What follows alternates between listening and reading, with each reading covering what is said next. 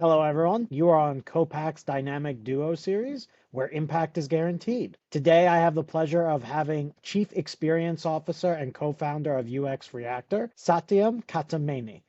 Satyam, how's it going today? Great, Zach. It's a privilege having this conversation, and it's a bigger pleasure to be part of the Copact. Awesome. Thank you so much, Satyam. I'm excited for today. For those who don't know, Satyam was one of the first people I talked to when I was thinking about starting Copax. Love to hear a little bit about your background, your journey, what's made you passionate about experience, UI, UX, and user-centric design. Absolutely, Zach. I think I've called myself a serendipitous designer, and I'll share a little bit more on why. I studied electronics engineering long back when, and if someone put a gun to my head and said, design a chipset, I probably would say shoot me. And more so for because I just didn't realize why was I doing what I was doing. That's when I discovered human factors design, human factors engineering, where you start thinking of the human before you think of the technology. Loved it like fish to water, and that was what about 24 years back. Kept to that line of work, worked in a lot of different domains, led actually design teams for companies like PayPal and Citrix, and then eventually decided about 10 years back to co-found UX React, the firm that I run now. The intent has been very clear, making sure that we build more human-centered systems and with a deep understanding of users. And that's my background, and that's what I'm doing right now. Love that answer. Quick question for you, just more out of curiosity. Does the evolution of AI change any of that for you? AI is a powerful technology, just like mobile was, cloud was, web was, etc. But then all technology is towards an intent, and the intent in our case is for a user or a group of users. And if you know what pain you are solving for, technology actually becomes a force a multiplier. But most times people throw technology before they actually start knowing what they're solving and why they're doing it. And that's kind of the fundamental problem. So again, to that extent, what we do becomes more important. But then the power of AI actually accelerates everything if someone knows exactly why and what they want to do. Great answer. I appreciate it. Awesome. Well, jumping into UX Reactor, what's the mission of your company? It's fascinating. A lot of people ask me that question, and I say I've been in this line of work for now over 24 years, but there's still a lot of crappy software and experiences out there. Our mission is to get that away. I mean, people should not take time to learn a system. People should not take time confused with the system. I was talking to other day somebody, and they were like, "Hey, it takes me 20 minutes to figure out what's the right thing to do after I read a document, and that's 20 minutes wasted." When you start adding that cumulatively over multiple workflows for multiple users and organization, that's inefficiency that should never be tolerated. Our business is getting involved in understanding the user and making sure that we understand the experience and driving that, and keeps me excited, keeps our work excited.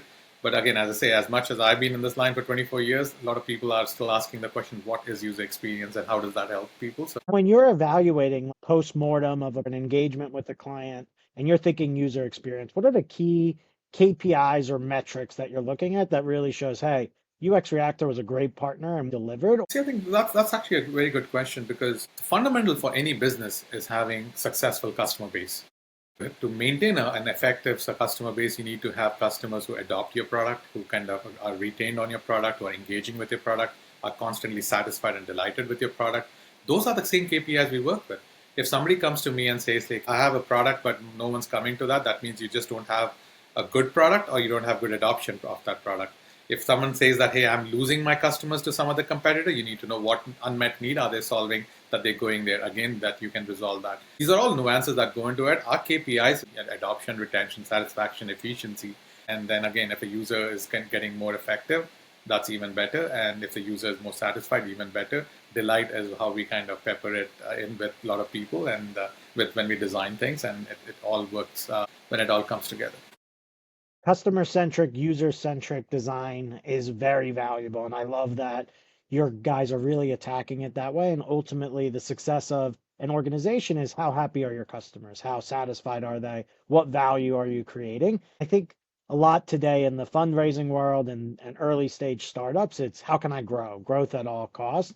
The fact that you guys are centered around a customer centric, a user centric approach ensures that you guys will never do that, never guide your clients that way. Very valuable, and I think will be very insightful for our listeners. How do you think about providing an impact guarantee in the UX Reactor world? Impact guarantee is a very powerful way to engage and also collaborate, but it also means a lot of times that it's a challenging a little bit because most times the people don't know what they're trying to go towards. And that there's a more deeper problems there. And so you have to unravel that before you start talking impact.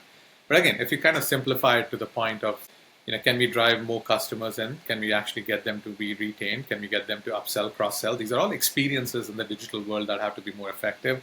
If somebody's trying to do something, I'll give you a quick example. I mean, we worked with a software company, and then very quickly, what took them 12 minutes to check in, this is a dealership environment, took them 12 minutes to check in a customer into the dealership.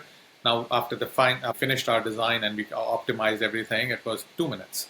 And now suddenly a service advisor can now check in close to 12 different cars versus, 6 different cars. So it changes the game completely. Now, that efficiency can be leveraged in so many ways, but these are nuances that kind of kick in. When you have a system like that, especially when you look at enterprise software, which is our strength, you can really start shaving off a minute here, a second there, a click here, a click there, and that is when we can really bring impact. But that means the organization has measurability, that organization has focus, that organization actually wants to kind of persevere in this way of approach. And again, when you do it right, it works like magic. The best thing I saw about us doing value-based billing and impact guarantee was everybody was aligned. We all knew what we had to do. And that doesn't mean just the provider or the service company had to do it. The client had to do it. The client had to do it. And we all held ourselves accountable, which is really why I love this type of work and think it's valuable. A lot of people are starting, at least from my LinkedIn feed, are really starting to look at outcome-based pricing or transactional pricing. Some people are getting confused with the idea of this transactional pricing model of you get an outcome, you get a task complete, business results oriented outcome of user adoption, experience, net promoter score, retention. How do you think about the differences? So I think the direct metrics and indirect metrics, right? So net promoter score itself, I would call it as an indirect metric, because when somebody says they're promoter, does that directly impact the bottom line? Maybe, maybe not. But then, yes, they are satisfied. They are going to promote. That's good. We take every organization different, and we look at it. What have they instrumented in data? We normally start with a baseline study that allows us very quickly to baseline. Now it could be direct metrics or indirect metrics, but allows us to kind of look at that. We normally don't work with only one metric. We try to triangulate it with a couple. I always say that good to great in our line of work comes with iteration. If I suddenly came to you and we re-optimized the design or rethought through an experience, and it's not a one-time done. Trade on it, you kind of finesse it, keep evolving it. But eventually, the goal is that you have left it in a much better place than the baseline. The simple answer is every organization is different. We want to make sure that we get to measurability. I often say to my team and to our clients that a good engagement is where every dollar spent with us is giving them at least $10 back, and measurably, and we pay for ourselves. And the best engagement. When someone asks me for what a cost is in impact model, I say the cost is zero. It pays for itself. One quick question on UX Reactor specifically and your model of operating with customers. I've seen a lot of one-off projects, and then I've also seen some design firms and experience firms be very focused on continuous engagement and optimization of a platform over time. Do you guys have a preference? What are the pros and cons? I think the simple point would be it depends. It depends on whether if a one-off is done and has the capability and the capacity to maintain, track, and get a final outcome. And again, as I said, it's a constant process, especially in the digital world. It's iteration. Yesterday we were worried about cloud. Today we worried about AI, or worried about how to bring it in and kind of leverage the full power of that. Next in a year we'll be worried about something else. That's why it's a continuous process. Now, the one time allows you to kind of really get up and running. And if you can maintain it, absolutely, you can run that and do that. For us, we want to make sure that the outcome is achieved. The outcome is that the business continues to drive and grow. Our fundamental hypothesis is that, if a business is competing with its customers, they will always win. If the business is competing with some other competitor, they will always lose because you're fighting a battle that you don't control. It's a continuous process of discovery and design. I'm hoping one thing that's coming across to everyone is the personalization and the customizability that UX Reactor can bring to clients of do what's best for you. I love the little nugget you threw in there of companies that are most successful compete against their customers' needs, not against their competitors, because that's what ultimately matters. It's a really refreshing mindset to hear.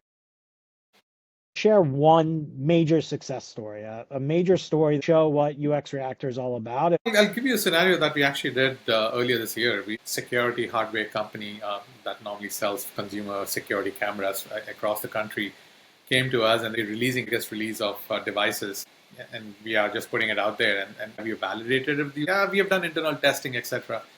And long story short, I'd be like, no, you need to talk. You need to kind of see whether this is going to work. And they're like, okay, we'll find a way, a window of opportunity before we ship it to everyone. And we effectively ran a study for them. We took that product, it was in beta, to 12 different homes, validated the unboxing experiences and the setup experiences. Very quickly realized there were 16 key friction points. And all those friction points were not only engineering related. Friction points were like, I didn't even know I would download an app. The instructional manual does not say that. Literally 1 million stickers were ordered in the next 2 weeks and plastered on already boxes that were ready to be shipped. That saves ton energy and effort. Remember that for every bad review, you lose 15 customers, and for every return, they were losing $10 for a low-cost product that they were creating. All of this was done in 6 weeks. Our goal was to drive business value by design and experience design. So, and when we see examples like this, it kind of keeps us all going for the next year. The best part of that example, it's something so simple where if you give it to somebody that's not in the organization or give it to somebody that doesn't know the product inside and out, it's obvious. How did they miss this? But when you're in the weeds and you understand the process and the technology so well, your brain just skips those obvious steps that other people won't. That's a great story. Absolutely. Story very quickly. I was in my graduate school studying human factors and how humans interacted with technology. I went to my professor and I said, that sounds like common sense. Why would someone not do that? And he made a very interesting comment. What's common for you is not common for someone else. It's not common for your grandmother, it's not common for the kid down the street.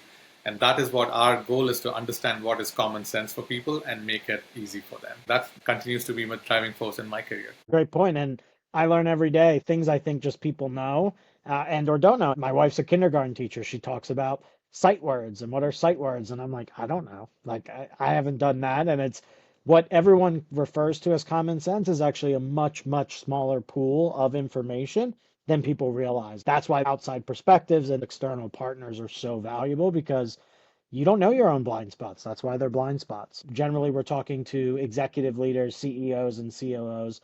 If you wanted to leave them with one thing they should know about UX Reactor, you have to experiment with it. And the intention is, if anybody of listening to this has a software that's or a system or a digital experience that's kind of not as clean, as effective, as seamless, or your competitor has a better one, all that can be easily resolved. It just takes a process, it needs a structure, and it doesn't take a significant effort. But as I said, once it's done, it seems like common sense. But then there's a process to it, and love to engage with anyone who wants to get there. That's awesome. Well, Satyam, thank you so much for the time. I appreciate it. Thank you all for joining. This is Copact's Dynamic Duo series, where impact is guaranteed.